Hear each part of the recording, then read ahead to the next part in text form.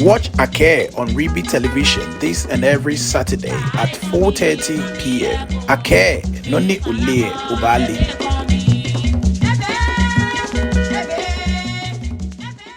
Yo Abdulabi Muna min Kemba Ake ni femo no Reeby multimedia no Domo na take boni ole Reeby multimedia Ake eshe la ni amri oye kwe no chana ni take boni mo fe wole o mo keji kwele obe ne ke no kone ko ye o phone no bo me ko subscribe to Reeby TV kono like no share kono sa o cho ojo we no wa wi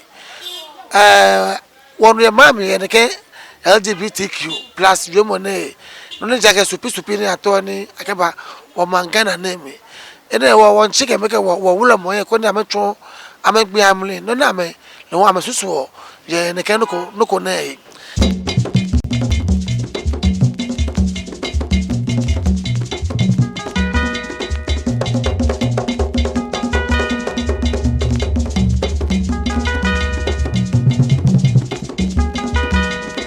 Watch Ake on Reeby television this and every Saturday at 4:30 p.m. Ake Noni Ule Ubali. Domo na watch kemeke wo numo Otrome nje wo kwe no Wulormo ko lawon echo egbe ami alo efe egbe ami je ne ke echo na e numo wo ba wo de manye Manejo te de fe ne yo ten wajo gba numo abrade abi mi ha ne fe o manye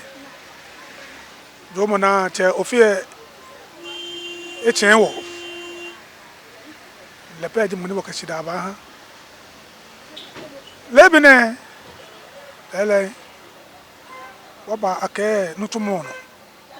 ni wonwe ne kan LGBTQ plus ne sani anokwa ta flache wofe watra mango no dan ni wala manche ebojele odogba mumunka no kwale mi ebojele te fi oten ni nunke nu na bole ni yoke yo hu na bole mene je ije mo no okoba okleje idake ekenye anya fo ani wo ya fa atamo so na sia ka won kwa male mi na bo ada abo nu afata si aboyo afata ehi ton mi ake yo wa gbeja no to fa neke yo ba wo sue o no ni peni yo ke mo peji bi ane oba pa wo ma hi enye lo fai oba pa wo mla wo ebi en fai ni di wo parliament mo ko aka susu ake abamo ne kan hito na emi yaka okwa so do engomura na gba ni baje me enye me Ghana man bi osofoi Muslims jamu instruct eni obonde ke ma fi Ghana fe mo fia ma wo eno moko aka pin kokoko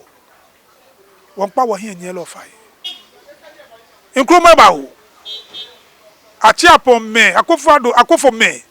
na mene e ba che Jerry me ke ni bi baba o na de ba che o city president ne no won qualify won to letter flache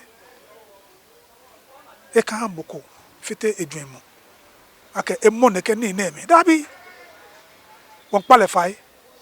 ni e ke clean sheet ashi ese no won qualify energy ama musu papa no koni atamo cheni atawo ye fai na wo ye be ye bia mi bona fe you know bi kokko be ni baba lo se lamlo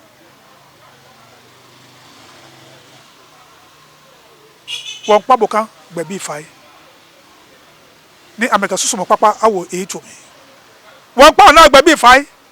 na ameka susumo papa awo echomi won pa nson gbe bi fai na ameka susumo papa awo echomi won pa ko gbe bi fai na meke me susumo papa awo etumi ni bonde yale na kan pepepe se kan hando ko fite egbe no ake nu kenu ke yo ba na bole je yin to papa ni nga ni to ni ma wo ne yo wonu mo yola don se no mo ye se ba mi keji okọ wo bia na gbene wo asate me yu aka se ne kan suban na lo ne kan fe mo ne na kan ne ka wo ye de ye wati amani na kan oyo na kan ko yo oh be pia je nse pa mo tun ake me edu je ami na me fe ona kan ma ja ni bi e wota me ko wo na si boni eba kasi afua ni ake aya parliament na susu ye da bi wo plan ni wondo mo ne no mo ko ni me ni fe ka du janse ahun amen abu ame koko ake je ni fe mo papa ni kaji wonye wo mo na le Ghana elaji wo be Ghana don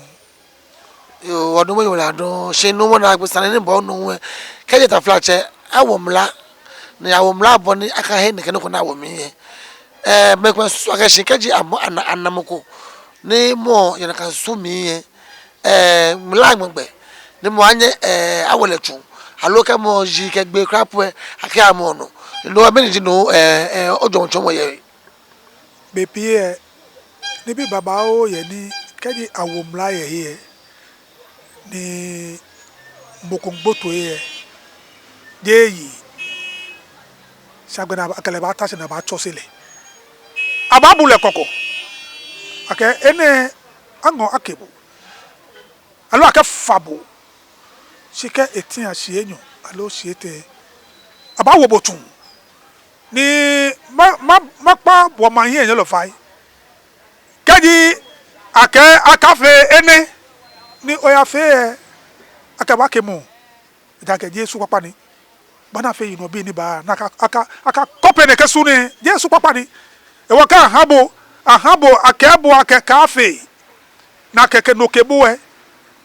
to bobo ni Kristo fe yo ta flat na me ko aka eje ewusa alo ete afe aka ni egma ni ye tipo e ka mo ni ke e sabo ye toilet akete eswesi sini ba ya ke ya ka fe na kan don na kan Kristo kele e wo kaji o fe na agloto na ka fe no to ya fe kwa ka ba kemu e ja ke Jesu papa ni eke mano ya ba yo wo nu mo ke Jesu papa ni ele eke mano ya ba ejo lo mo pe han bu ke o sa se fe wana e bi ni ke ji ni de gbe mo ko ni mo fe ku bo amo second chance ya ne ka fe na kan e do na ka ji won nu mo chon gba mi ne ni nu mo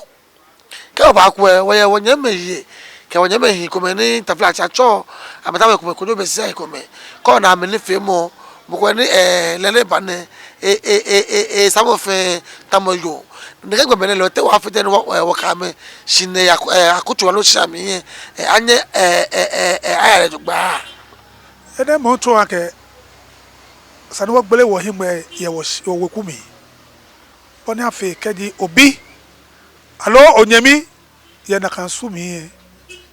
o kala tashi no wole nga ya ke mlale ka ke ba na ka bo ye no nu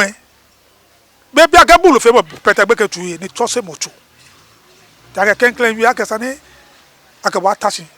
sagbe na keji akwa no fe ta ka bo ni wi aka wo botu ne ni balaka je tun wo la ba ka ba fon kun no na to se pa bona fe do hin abachian ake nu efe ni ntamo yo unye fe ni ntamo nu je na ka je boni yo adugbo jele ni wonye wota ke jele ona be pie ade sa wo pa ni asi si jele boni ni gbobo e chakeko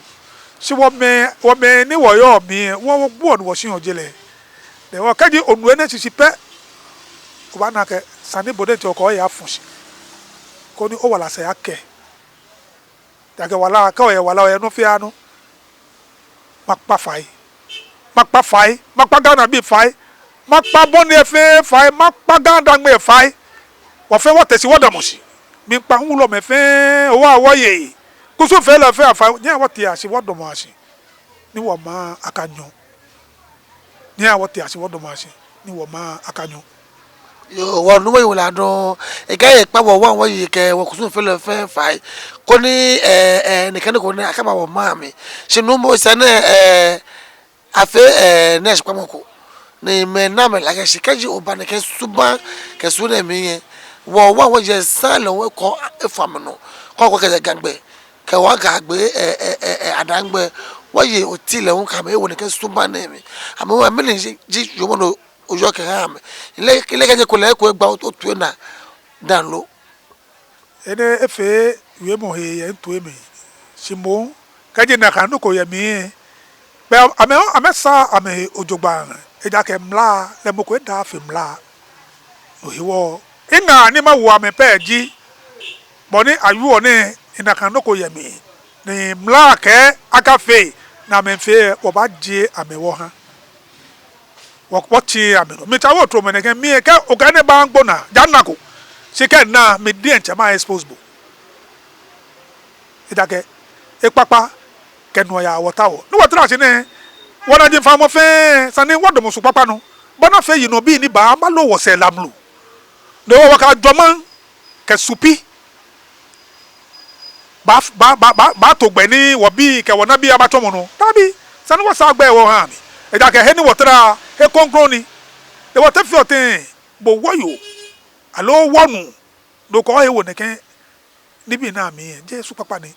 konkro he wo yo wo nya wo fi akonkro ni wo je agba wo wo aje le fe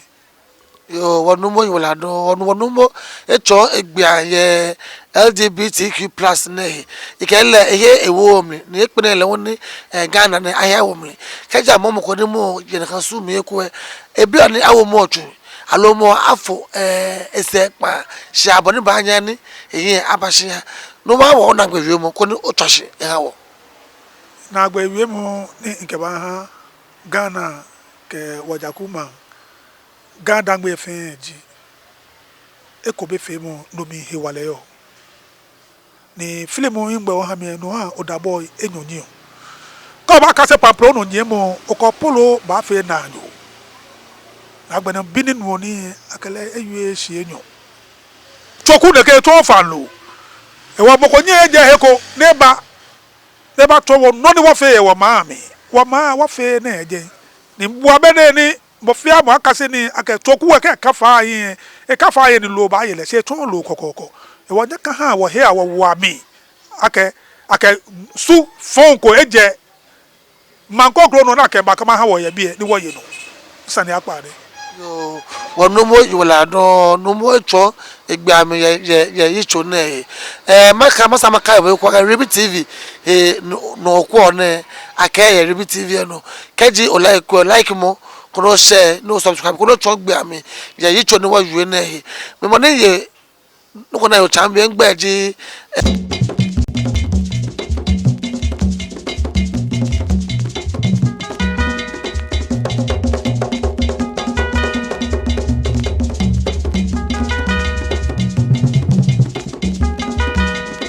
Watch Ake on Reeby Television this and every Saturday at 4:30 p.m. Ake, Noni Ule Ubali.